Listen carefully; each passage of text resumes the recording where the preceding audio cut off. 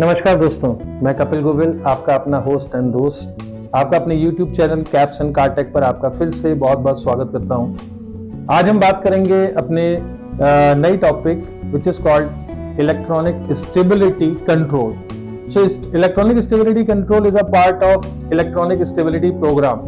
हमने अपने पिछले कई सेशंस में ब्रेकिंग सिस्टम्स के बारे में बात की है। ब्रेकिंग सिस्टम की अगर हम बात करते हैं तो these are also called as active safety features, जहां पर braking system is a primary active safety feature, जो कि बहुत ही इंपॉर्टेंट फीचर है। और यहाँ पर आज की डेट में जो लेटेस्ट टेक्नोलॉजी है, this is called electronic stability programme.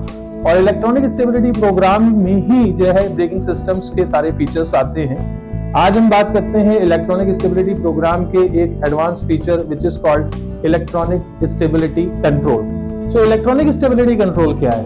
सो एक ऐसा एडवांस सेफ्टी फीचर है जो गाड़ी के ओवर स्टीयर या अंडर स्टीयर होने पर आपकी कार को सपोर्ट प्रोवाइड करता है, स्टेबिलिटी प्रोवाइड करता है by applying a brakes without using a brake pedal. So electronic stability program की अगर हम बात करते हैं तो सबसे पहले तो आपको, जैसे कि हमने अपने पिछले सेशंस में बताया था, कि गाड़ी में बहुत सारे सेंसर्स होते हैं। तो आज की डेट में अगर हम बात करते हैं इलेक्ट्रॉनिक स्टेबिलिटी प्रोग्राम की, तो इलेक्ट्रॉनिक स्टेबिलिटी प्रोग्राम में इलेक्ट्रॉनिक स्टेबिलिटी कंट्रोल को कंट्रोल करने के लिए सबसे पहली चीज तो होती है कि जब आप गाड़ी को ड्राइव कर रहे हैं तो गाड़ी का जो सेंसर है, यानी कि स्टीयरिंग सेंसर, वो गाड़ी के ECM को, यानी इलेक्ट्रॉनिक कंट्रोल मॉड्यूल या इंजन कंट्रोल मॉड्यूल या इंजन कंट्रोल मैनेजमेंट, कई सारे नाम होते हैं, but this is also called as a electronic chip. जैसा कि हमने आपको बताया था, ये गाड़ी का एक दिमाग होता है जो कि गाड़ी के हर एक सेंसर्स को एवरी सेकंड रीड करता रहता है। और स्टीयरिंग पोजीशनिंग सेंसर भी उसमें से एक है, जहां पर स्टीयरिंग की पोजीशन क्या है, कितना राइट है, कितना लेफ्ट है, कितना एंगल है उसका, ये सारी information every second ECM read करता रहता है। और जब भी हम गाड़ी को स्टीयर करने के लिए ओवर स्टीयर या अंडर स्टीयर होती है गाड़ी, उस टाइम पर गाड़ी की स्टीयरिंग पोजीशनिंग सेंसर इंफॉर्मेशन देता है ECM को। व्हीकल की स्पीड में व्हील स्पिनिंग सेंसर गाड़ी के व्हील्स की स्पीड की रिकॉर्डिंग देता है ECM को। गाड़ी का याव रेट सेंसर, यानी कि ग्रेविटेशनल सेंसर, जो कि सेंटर ऑफ ग्रेविटी को जज करता रहता है, ये गाड़ी की स्टेबिलिटी, यानी गाड़ी किस एंगल पर झुक रही है, किस तरफ झुक रही है, स्टीयरिंग पोजीशन क्या है, गाड़ी की स्पीड क्या है, इंजन RPM क्या है, ये सारी इंफॉर्मेशन को कैलकुलेट करता है। जैसा कि आप जानते हैं कि जब हम गाड़ी को राइट टर्न करते हैं, सो गाड़ी जो है वो राइट साइड से उठना शुरू हो जाती है। जब लेफ्ट टर्न करते हैं तो लेफ्ट साइड से उठना शुरू हो जाती है, ड्यू टू इस सेंट्रीफ्यूगल फोर्स, अभिकेंद्रीय बल की वजह से। तो जब भी हम गाड़ी को ड्राइव कर रहे हैं और अचानक हमारी गाड़ी के स्टीयरिंग को हमने सडनली मूव किया, तो उस कंडीशन में गाड़ी का सारा लोड ऑपोजिट डायरेक्शन में शिफ्ट हो जाता है और उस टाइम पर गाड़ी हमारे कंट्रोल से बाहर होने की कोशिश करती है या बाहर जा सकती है। तो उस कंडीशन में जैसे ही गाड़ी को हम जिप या जैप करते हैं, अंडर स्टीयर या ओवर स्टीयर होती है गाड़ी, तो जिस व्हील पर ज्यादा लोड आता है, यानी गाड़ी जिस तरफ से उड़ रही है और जिस तरफ झुक रही है, उस तरफ की व्हील्स पर ज्यादा लोड आ जाएगा और एक सर्टेन एंगल के बाद गाड़ी कंट्रोल से बाहर जा सकती है।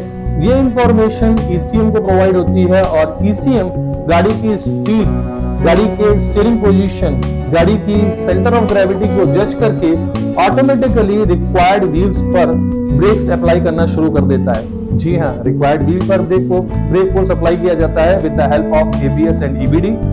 आपका पैर एक्सेलरेटर पेडल पर है, बट गाड़ी जो है वो एक सर्टेन एंगल से ज्यादा झुक चुकी है, गाड़ी अपने कंट्रोल से बाहर जा सकती है। उस सिचुएशन को रीड करके, जज करके, सेंस करके ECM ब्रेकिंग सिस्टम्स को ऑर्डर करता है कि पर्टिकुलर व्हील्स पर ब्रेक्स अप्लाई किए जाएं और इंजन की पावर को ड्रैग किया जाता है, मींस गिराया जाता है, रिड्यूस किया जाता है और साथ ही साथ ब्रेक्स को पर्टिकुलर व्हील्स पर अप्लाई किया जाता है, जिसकी वजह से जब आप गाड़ी को ओवर स्टीयर या अंडर स्टीयर दोनों ही कंडीशन में ब्रेक फोर्स ऑटोमेटिकली काम करता है with the help of ECM, with the information of ECM, with the order of ECM। उस कंडीशन में आपकी गाड़ी आपके कंट्रोल से बाहर नहीं जाती, स्टेबल रहती है। सो this is a part of electronic stability control, जो कि एक बहुत ही एडवांस फीचर है और आज की डेट में काफी प्रीमियम कार्स में ये फीचर आज देखने को मिलता है। अब हम बात करते हैं अपने आज के दूसरे topic which is called brake sway control.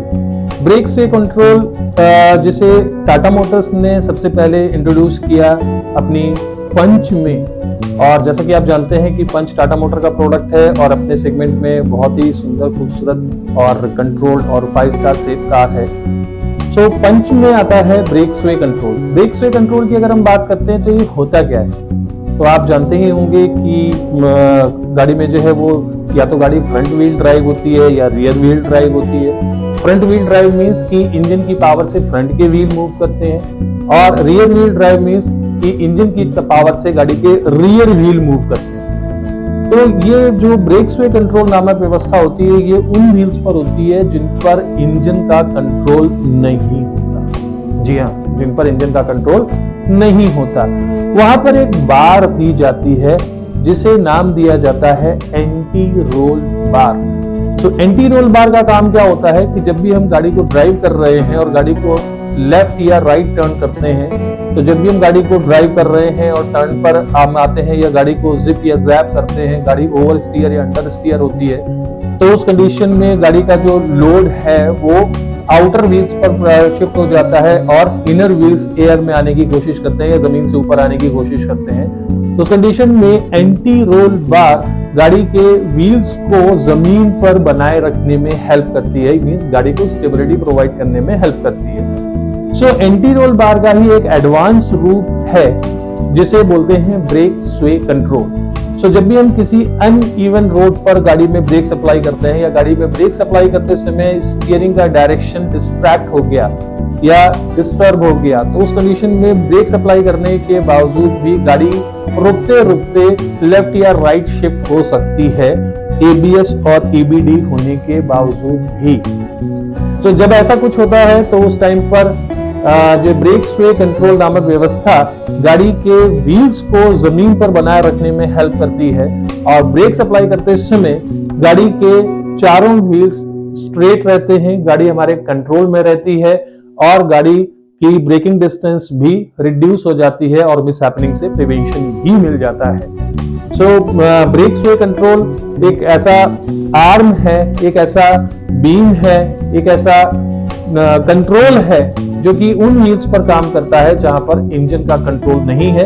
तो कुछ लोग इसे जो है एंटी रोल बार की जगह ब्रेक स्वे कंट्रोल को एंटी रोल बार का नाम भी देते हैं, या एंटी रोल बार के एडवांस रूप को ब्रेक स्वे कंट्रोल के नाम से जाना जाता है। सो ब्रेक स्वे कंट्रोल थोड़ा सा एडवांस एंटी रोल बार है, थोड़ा सा इंप्रूव्ड एंटी रोल बार है, जो कि अनइवन सरफेस पर या जिप जैप होते समय, अंडर स्टीयर या ओवर स्टीयर होते समय उन व्हील्स को जमीन पर बनाए रखने में हेल्प करता है जो व्हील्स एयर में आने की कोशिश करते हैं।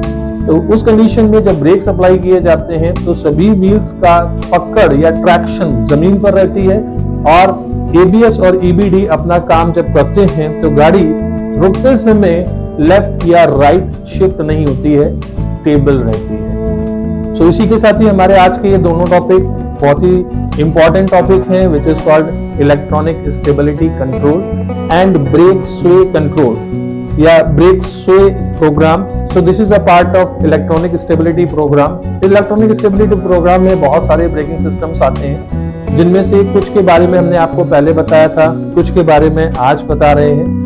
और अगर आपको इसके बारे में और डिटेल में इंफॉर्मेशन रिक्वायर है तो आप कमेंट बॉक्स में जाकर अपने व्यूज दे सकते हैं। कुछ और इम्प्रूवमेंट की रिक्वायरमेंट है तो आप उसमें अपने कमेंट्स दे सकते हैं। हमारे चैनल को सब्सक्राइब जरूर कीजिए, जिससे कि आपकी रिक्वेस्ट या आपकी रिक्वायरमेंट हमारे पास आए और हम आपको टाइम टू टाइम और इम्प्रूव इंफॉर्मेशन या और ज्यादा डिटेल में आपको इंफॉर्मेशन प्रोवाइड कर पाए। तो इसी के साथ ही आपका होस्ट एंड दोस्त कपिल गोविल आपसे विदा चाहता है।